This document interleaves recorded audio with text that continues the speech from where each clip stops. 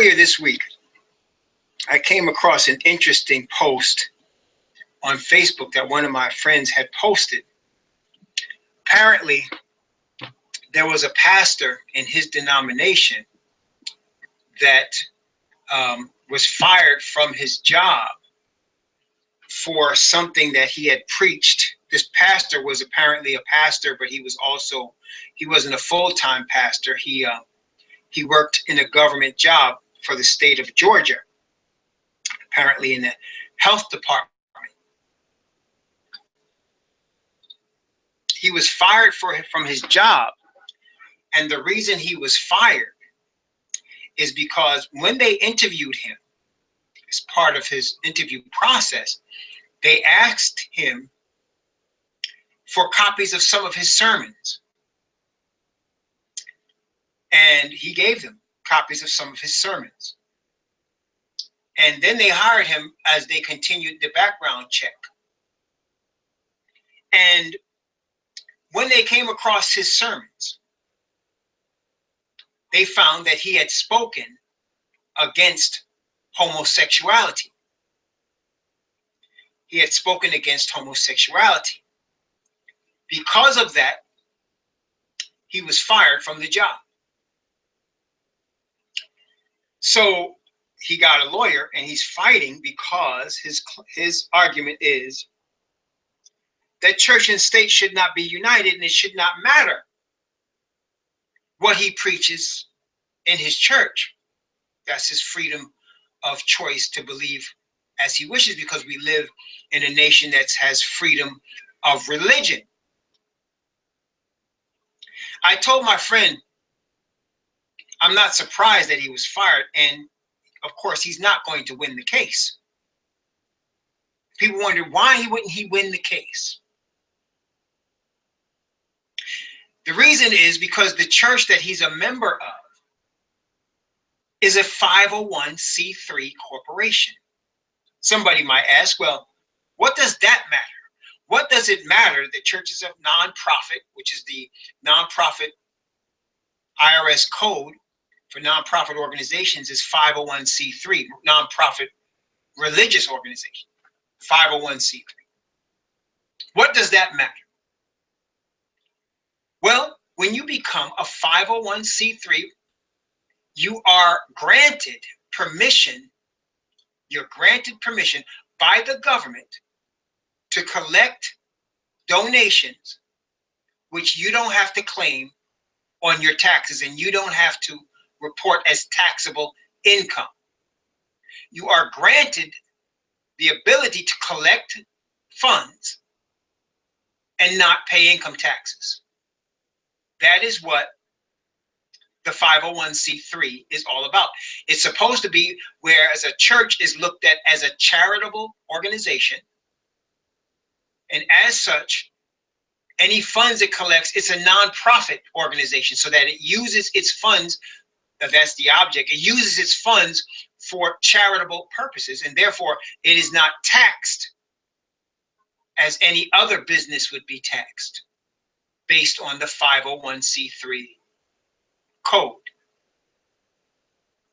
But as I said, you are granted permission by the government to operate as a charitable organization. But you must comply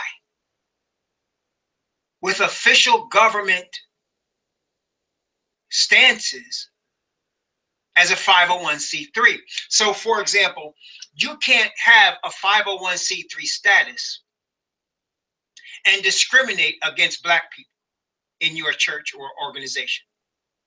You would be in danger of losing your 501c3 status because the government's official policy is not to discriminate against people because of the color of their skin. Okay?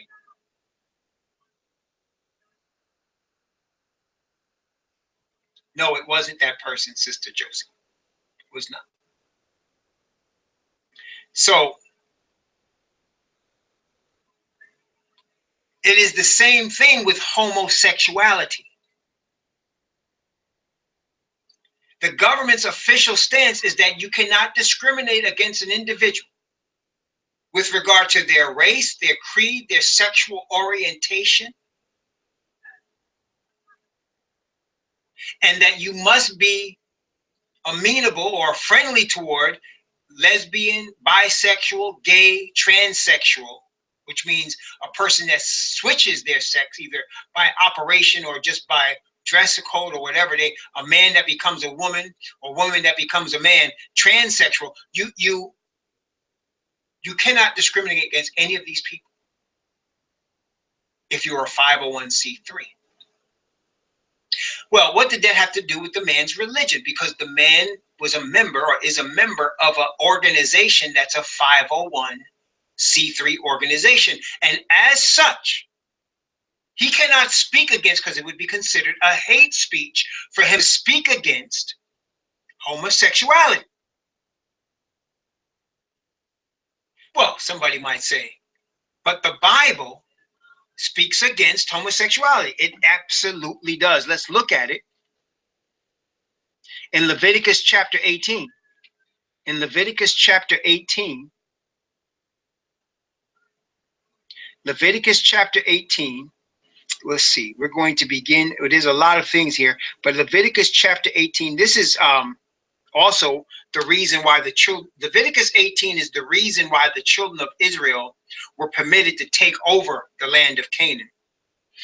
The events that took place in Leviticus 18. So if you ever wonder, why did the Most High allow these people come from Egypt and just take another land? Well, it's Leviticus chapter 18 is the reason. Let's look at Leviticus chapter 18. And I'm going to begin at verse, let's see.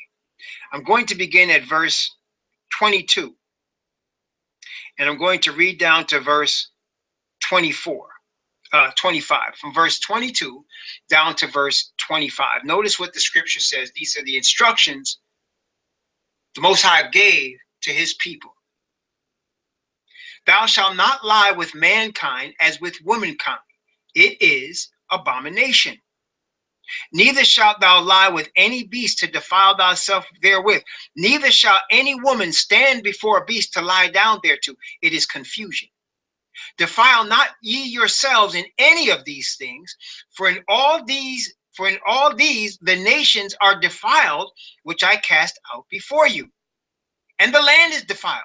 Therefore I do visit the iniquity thereof upon it, and the land itself vomiteth out her inhabitants.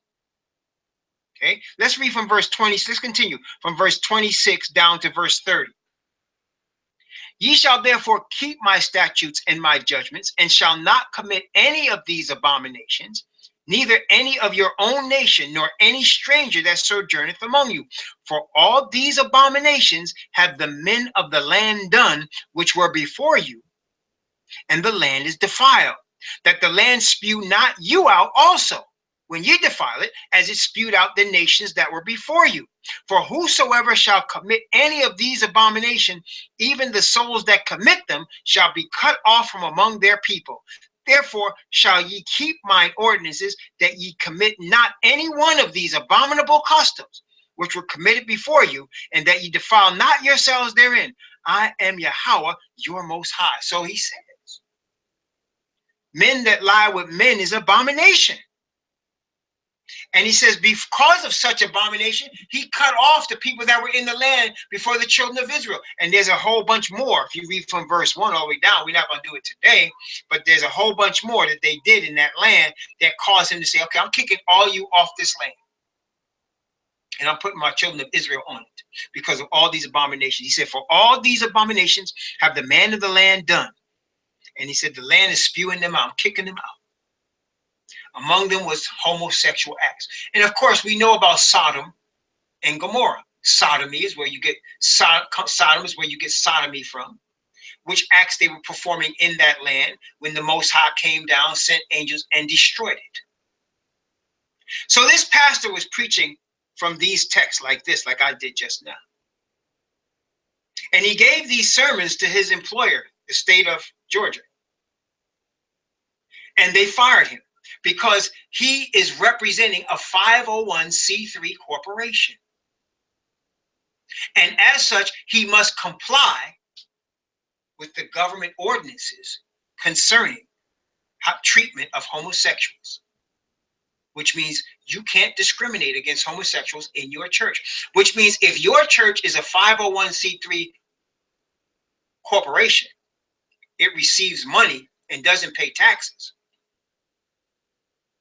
You have to allow homosexuals to come to your church. You have to allow them to hold positions in your church. You can't discriminate against them from being pastors or elders or any type of leader. You can't discriminate against any woman that wants to be a pastor in your church because you're a 501c3. If you do, that person can take you to court and win because you're a 501c3 and you have to comply with the government regulations. So that there is an issue now.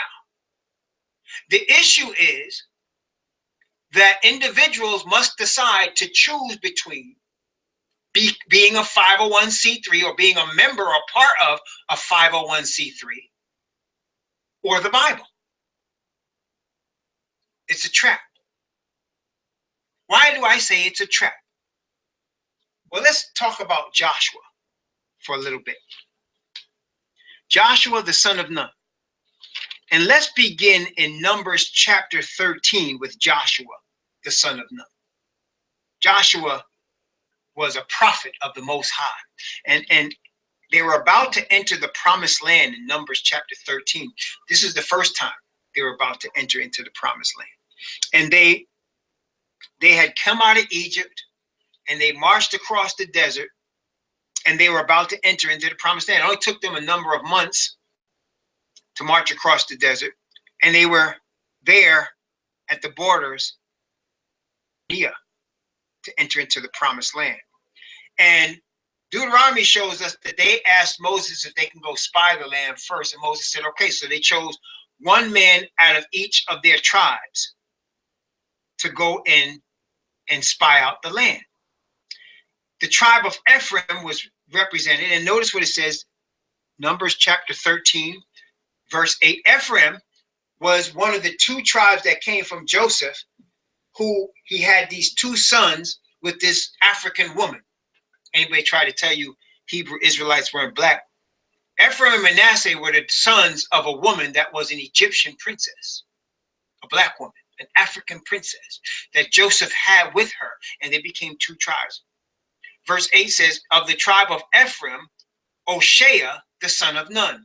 Oshea, you say, well, why are they calling Joshua Oshea?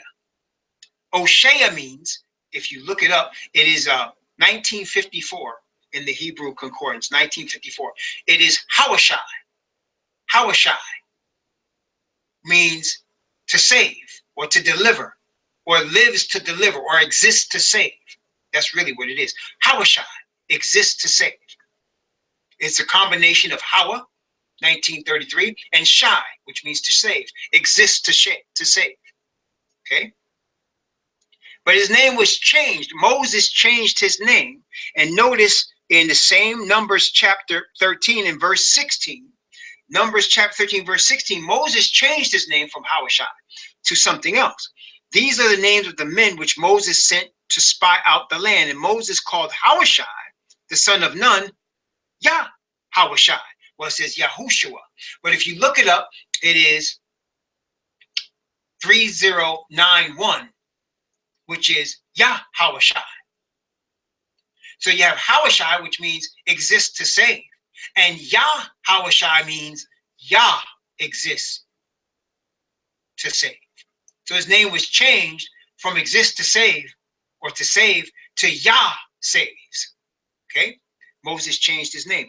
And Yahushai or Joshua was very faithful, very faithful. He respected Moses as a prophet of the Most High. And he obeyed everything Moses told him to do. And he obeyed everything the Most High told him to do. He was faithful. When Moses went up into the mountain to receive the two tables of testimony, Yahushua went with him. He didn't go all the way up, but he was there with Moses. When Moses was told to choose 70 men, Yahushua was there. He was among them that received the spirit that was on Moses. And this same Yahushua or Joshua, is the man that was chosen to succeed Moses, because Moses did not go into the promised land. The Bible says the people provoked him. They provoked his spirit until he said something he shouldn't have said. And when he did that, the Most High said, you can't go into the promised land. But I have chosen Yahushua to lead the people into the promised land. And it's no coincidence that the name of the Messiah is also Yahushua. Yah exists to save. Same name. And it's no coincidence that as this Joshua, who is Yahushua, led the children of Israel into the promised land the first time, that the Son of the Most High, Yahushua, will lead Israel into the heavenly promised land. No coincidence. So now Yahushua have been with Moses for 40 years.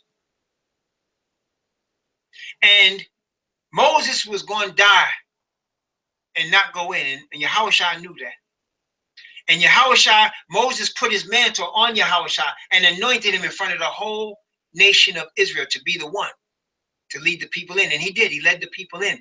And they went in, and over the next 5 years, it took them at least 5 years to conquer the whole land, and they did. And here we come. Now Yahushua is nearing 110 years old, and he's about to die. And he's giving instruction to the nation of Israel. He's giving instruction. They have been through it now. They come through the Red Sea. They saw their fathers fall when the 12 spies went in and gave an evil report. They saw the people die in the wilderness, and here they are, the children going in. I want to tell you, Joshua here and the people with him, but Joshua is representing the 144,000. He's the one that come out of Egypt and didn't die like the rest of the folks and lived and came through. Him and Caleb. They represent the 144,000. And he's going to give some instructions. He's going to give some instructions. First, he gives an address, actually. And in his address, he reminds the children of Israel where they came from. He reminds them that they came from Abraham. He actually goes back to Terah, and he reminds them you came from Abraham, and that they served other gods at that time, and that the Most High separated Abraham and called him. And he goes to Jacob and Esau, and he goes through the history to got them to that point, the good and the bad. And at the end of it, he says this, and let's look at this. Joshua chapter 24. Joshua chapter 24. From verse 14 down to verse 18. Now therefore fear Yahweh and serve him in sincerity and in truth, and put away the gods which your fathers served on the other side of the flood and in Egypt, and serve ye Yahweh. And if it seem evil unto you to serve Yahweh, choose you this day whom ye will serve, whether the gods which your fathers served that were on the other side of the flood, or the gods of the Amorites in whose land ye dwell. But as for me and my house, we will serve Yahweh. And the people answered and said, Most High forbid that we should forsake Yahweh to serve other Elohim. For Yahweh, our Most High, he it is that brought us up and our fathers out of the land of Egypt from the house of bondage, and which did those great signs in our sight, and preserved us in all the way wherein we went, and among all the people through whom we passed. And Yahweh drave out from before us all the people, even the Amorites, which dwelt in the land. Therefore, we also serve Yahweh. He is our Most High. So Joshua exhorted the people to serve the Most High, to be faithful to him in sincere and truth, to worship no other gods but him, and to choose him.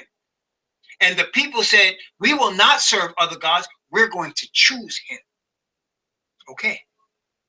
And the people recounted what the Most High had done for them in driving out the other nations and going before them and giving them victory and showing them the folly of worshiping other gods. They stood and they were with Joshua. Let's continue. Joshua chapter 24 from verse 19, down to verse 25. And Yahushua said unto the people, ye cannot serve Yahweh, for he is an holy Elohim. He is jealous Elohim. He will not forgive your transgressions nor your sins. If ye forsake Yahweh and serve strange Elohim, then he will turn and do you hurt and consume you after that he had done you good. And the people said unto Joshua, nay, but we will serve Yahweh. And Joshua said unto the people, ye are witnesses against yourselves that ye have chosen you, Yahweh, to serve him. And they said, we are witnesses. Now therefore, put away, said he, the strange gods which are among you, and incline your heart unto Yahweh, most high of Israel. And people said unto Joshua, Yahweh, our most high, will we serve, and his voice will we obey. So Joshua made a covenant with the people that day and set them a statute and an ordinance in Shechem. So they made a covenant to serve the Most High. That's what you do, brothers and sisters. When you surrender yourself to the Most High in the name of the Messiah, Yahushua, you make a covenant with the Most High to be obedient to him, to serve him, to give yourself over to him so that his spirit is permitted by you to come upon you. And the spirit of holiness and righteousness, which he sends, and your repentance, which he gives you for you to repent of your sins, is cleansed by the blood of Messiah. And his spirit, which he gives you as a gift of grace, to be obedient to his commandments, statutes, and judgments. This is the covenant that you make as an individual with the Most High. And they did that day with Joshua and as a witness. Let's continue. Joshua chapter 24, from verse 29 down to verse 31. And it came to pass after these things that Joshua, the son of Nun, the servant of Yahweh, died, being 110 years old. And they buried him in the border of his inheritance in Timnath-serah, which is in Mount Ephraim, on the north side of the hill of Gaash. And Israel served Yahweh all the days of Joshua, and all the days of the elders that overlived Joshua, which had known all the works of Yahweh that he had done for Israel. So the Bible showed him that the people served the Most High, and then even the elders that lived after Joshua, that second generation, they served the Most High. But over time, they started to veer away from the Most High. And the same thing happened to them when they were in Egypt. And let's look at that in Ezekiel chapter 20. The same thing happened to them when they were in Egypt. And I'm showing you the trap right now. I'm getting ready to explain when we talked about the trap earlier. Get ready to explain. Ezekiel chapter 20. Ezekiel chapter 20. I'm going to read from verse 1 of Ezekiel chapter 20 down to verse 10.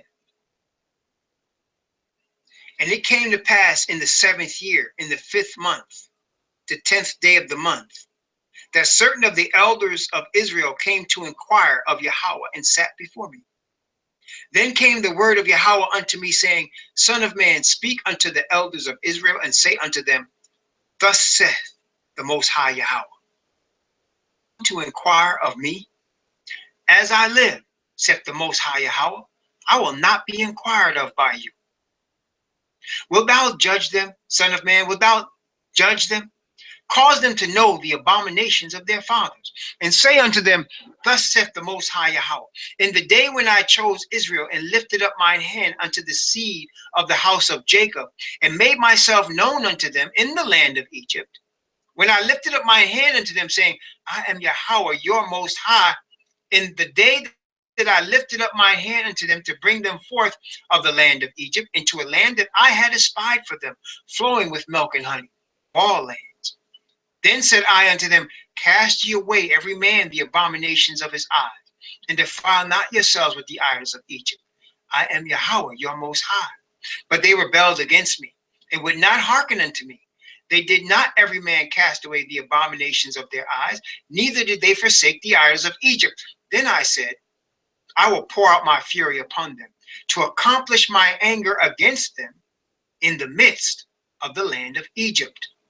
But I wrought for my name's sake that it should not be polluted before the heathen among whom they were, in whose sight I made myself known unto them, in bringing them forth out of the land of Egypt.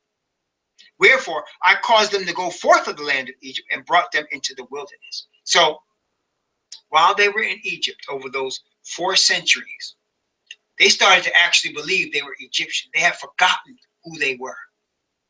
They started to worship and eat and act like the Egyptians in the land where they dwelt. They fell into a trap. The Most High blessed them and sent Moses. And Moses awakened them to who they were. I am come as the man that is a representative. I'm sent from, and they said, who sent you? He said, Ahia sent me. I exist sent me. The God of your fathers. The God of Abraham, Isaac, and Jacob. Ahia, he sent me.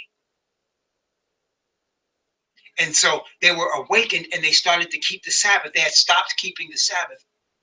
They had started to worship and act like Egyptians and stopped keeping the Sabbath. And started to worship the sun god of the Egyptians.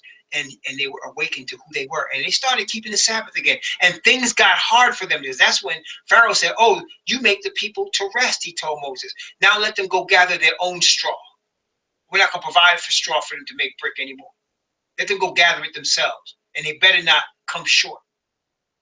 So the Egyptian bondage got harder when the people started to serve the Most High, when they started to keep the Sabbath, because they had been used to acting like Egyptians. Let's fast forward to today. 501c3 corporations posing as churches who sometimes claim, as certain churches do, Mormons, SDAs, Jehovah's Witnesses, to be the true church, are traps. The people in them are in a trap and they don't realize it. Because they're going to end up having to choose between the Bible and the government. You see, as that pastor had to choose to stay in his church or to be compliant with the government. Because I'm going to tell you something. His church is not going to give up the 501c3 status. You see, brothers and sisters, it's all about power, control, and money. And these churches don't care about you. They want your money. Okay? And even people claiming to be Hebrew Israelites, when they try to get money from you, you better go the other way. You better go the other way. Because it's about money and power and control and influence. It's not about sincerity and truth. And if it comes to one guy that spoke from the Bible and he got to get thrown under the bus for us to keep that money flowing, see ya, bruh. See ya. See ya, bruh. That's what it comes down to. See ya, bruh. Because that man's going to court. He got a lawyer. But they're going to lose. As long as he's part of a 501c3 corporation, they're going to lose. And if he wants to get his job back, he's going to either have to do A, renounce what he said and say, I was wrong. And they might give him his job back. And I will not discriminate against people based on their race, color, their creed, their sexual orientation. I will never do it again, which means he would have renounced the Bible. He would probably get his job back then, but he would renounce the Bible, or he can say, no, I'm going to just take the loss of the job because I'm going to follow the Bible. That's what his choice is going to be. It's the same choice that people are going to have to make when it's time to choose for the mark of the beast. Majority of people that are members of these 501c3 corporations are going to make a choice because their corporations are going to be compliant. They're going to fall straight in line with the government on these things. They're not going to go against the government. No church is going to fight against the government. I don't care what it is. The SDA church claims they're not. The Mormons claim they're not. The Jehovah's, they're all going to fall in line, brothers and sisters. And it's going to go against the Bible, just like this man. He spoke against homosexuality, which the Bible also speaks against. And yet he was punished because he was part of a corporation whose pledge it is to follow the government policies in order to be enabled to collect money. So brothers and sisters, we're all going to have to make that choice, but it's going to be difficult for people that are hooked up in these denominations because that's all they know. You see, they're so used to hiding. And that's the thing I have found about people in denominations. Really and truly, they want to be saved in a crowd. They don't want to be alone.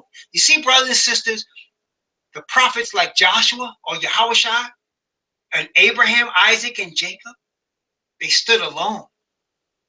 We were talking about earlier how Nebuchadnezzar had a whole nation of leaders. He had 120 provinces, and he had in those provinces princes, judges, counselors, sheriffs. So you had several hundred people, many hundreds of people out there that day. And only 3 decided we're not going to bow to the image. Men were living 8, 7, 8, and 900 years in Noah's day and having babies the whole time.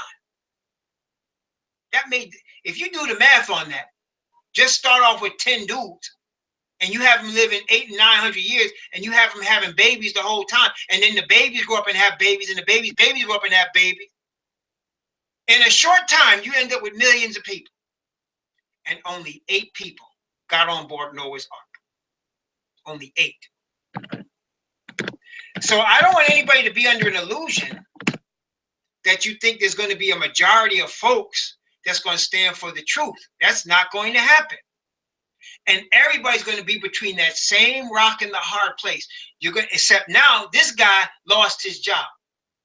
When it comes to the mark of the beast, you're going to lose your job, your property, your car, your money, and your life.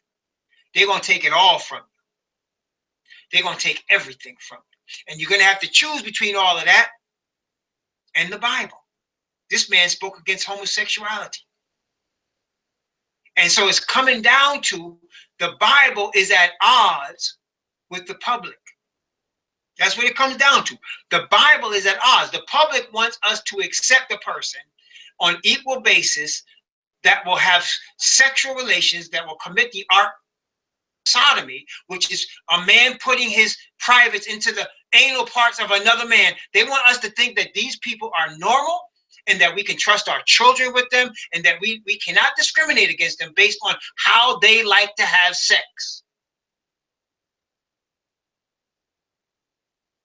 Or a person that is a woman that has somebody's penis sewn on her. We shouldn't discriminate based on her sexual preferences.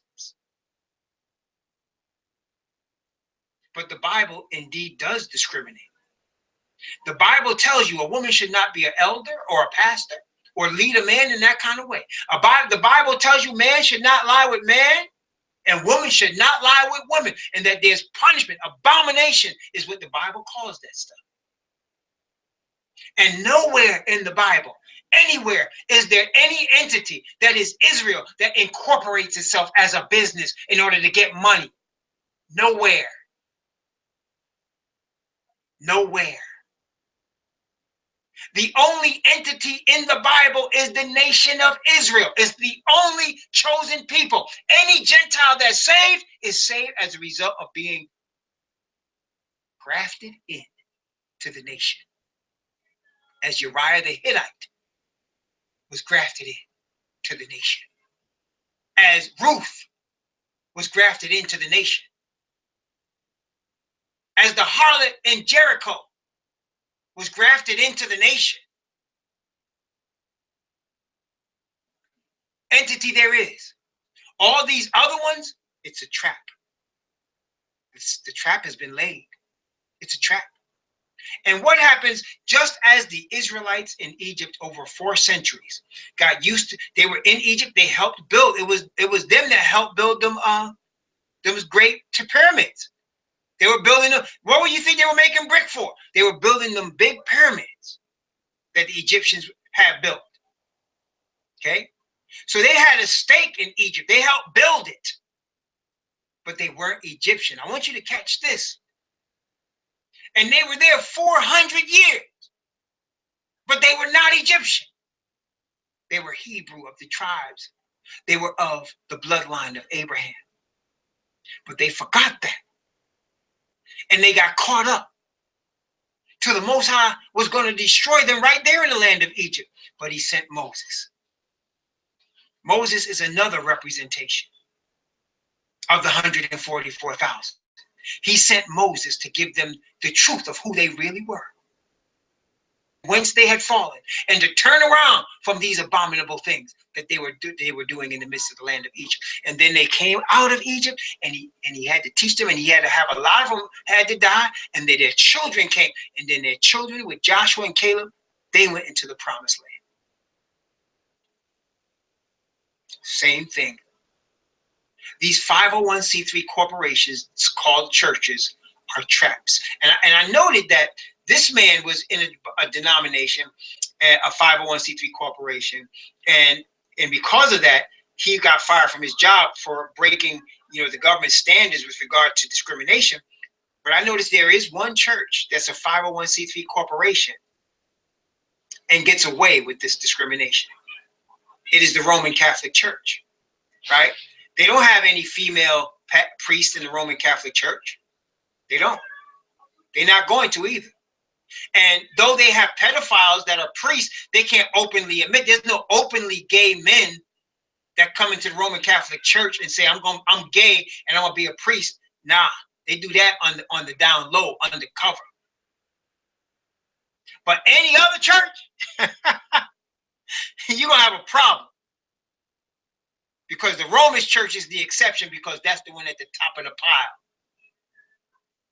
Okay? So brothers and sisters, don't fall into the trap of all your friends and your family that's falling into the trap. They in these corporations and these denominations, and they think they got something, but they're in a trap. And it's going to be sprung. And it's going to suddenly come about them losing their job, losing their houses, losing their property, losing their family and friends, or standing for the Bible. It's going to come down to that. Okay?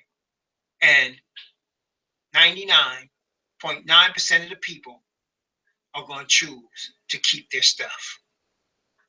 They're going to choose to keep their stuff and go with the government. And what they're going to do is they're going to justify it. They're going to justify it. And they're going to say, we have to eat, we have to live. Surely the Most High wants us to eat and live, and we have to work. So this can't be a big deal. It's going to be the test. It's a trap. It's already been set. As you can see, it's already been set by the 501c3 corporation. And anyone that's in that is, I don't care if they break away from their church and become 501c3, whatever they do, it's a trap. You're going to end up having to make a choice. Give up the 501c3 or follow the Bible. You're going to end up having to make a choice. Some people living on Social Security. Some people living on Medicare. You're going to have to make a choice. Keep your food stamps and your Social Security or follow the Bible. It's going to come down to that. Somebody say, well, I'm old and I worked for this. I need this. It's going to come down to that. You going to follow the Bible or you going to follow the government? Yep, it's going to be straight black or white. There's going to be no gray area. On one side, they say, whosoever would not worship the image of the beast should be killed. On the other side, you have the Most High Yah saying, if any man worship the beast and his image and receive his mark in his right hand or his forehead, the same shall drink of the wine of the wrath of the Most High. So you're going to have the rock and the hard place. The trap is set. Those of us that are used to surrendering ourselves to the Most High on a daily basis, and that's what it is, brothers and sisters, you have to be cleansed daily. You have to receive the Spirit of the Most High on you daily. If you're used to doing that, you're used to eating his word and drinking of his Spirit on a daily basis and being cleansed by the blood of the Mashiach daily from sin, you're going to go through trial and tribulation. And if you stay with the Most High and you stay in prayer and you're faithful to him like that, you're going to come through. He's going to make sure you make it through. He's going to carry you through. But if you're not used to doing that, if you're used to following man, if you're used to following men that control your denomination, that write your little books or whatever they're doing, you're not going to have the strength to stand when it all comes open on you, when the trap springs on you. You're not going to be able to stand. It's going to be too late. And you're going to start making excuses. Oh, I got to eat. Oh, I got to drink. Oh, I got to need a place to live. The Most High don't have me homeless. Have me homeless. You're going to have to make that decision quickly. It won't, they ain't going, when the trap is sprung, you're not going to have time. You're going to have to make the decision right there. Whose side you on? Majority of people are going to be on the wrong side. All your family, your friends, your relatives, they're going to say, of course, you're going to join us. You're going to be with us. Tugging at your heart. The Spirit's going to be tugging at your heart. You know why? Because this is your last chance. It's going to represent your final chance. And you're going to have a decision to make. Pray, brothers and sisters. Pray for your family. Pray for your friends, your acquaintances. Most of all, pray for yourself. Pray for yourself that you can be as faithful as Joshua. As for me and my house, we're going to serve Yahweh. Pray that you be as faithful as him. Pray that you be ready to stand for the commandments, statutes, and judgments of the Most High Yah. Pray that you be ready to stand on the Bible alone, because everybody's going to say you crazy. They already do that. They've done that at my job. You know, somebody said, you know that people actually think the world is only 6,000 years old. You know that some people actually take the Bible literally. I said, I believe the earth is only 6,000 years old. I take the Bible literally. You do? It's already started, brothers and sisters. People are being trapped and goaded and coerced, and they don't realize it, into denouncing the Bible. See, when they start talking about things that are millions of years old, that's against the Bible. The Bible only covers 6,000 years of history. People that read it know that. It only covers 6,000 years. When they start telling you, oh, no, the flood didn't really happen, it's going against the Bible. When they start telling you, you have to treat as equal a man that likes to have sex with another man in your religious life. You have to treat him as equal. You know. Now, I understand if you're on a job and you agree to work on the job with a corporation, you're not going to discriminate against gays there, because that's not your place. That's not your company, right? But if you, on religious lines, have a personal belief against that lifestyle, right? And you speak against it, that's your personal belief. But if you are with a corporation, you can't speak against it. Remember that. Remember that. Pray. Pray for yourselves. Pray for our brothers and sisters. Pray for your family. Pray, brothers and sisters, because the trap is set and it's about to be sprung. Let's have a word of prayer.